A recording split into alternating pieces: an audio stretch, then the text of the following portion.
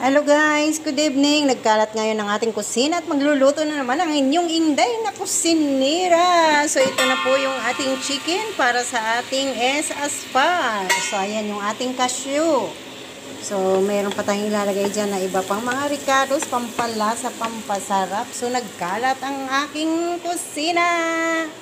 Ayan, nagkalat. Anywhere, nagkalat ang inyong inday. So ganyan talaga pagka tayo ay magluluto. So, pag ating nasangkot siya na ng maayos to, tsaka na tayo magligpit-ligpit. So, palalambutin natin siya mamaya. Atin pa siyang isangkot siya sa mga ricado para lumabas ang masarap na lasa. So, yan po. Ito po yung ating dakpos. Atin ng pa-brown ng ating bawang. So, kailangan siya mag-brown. So, yan na yung ating kamatis at yung ating tomato paste. So, ayan.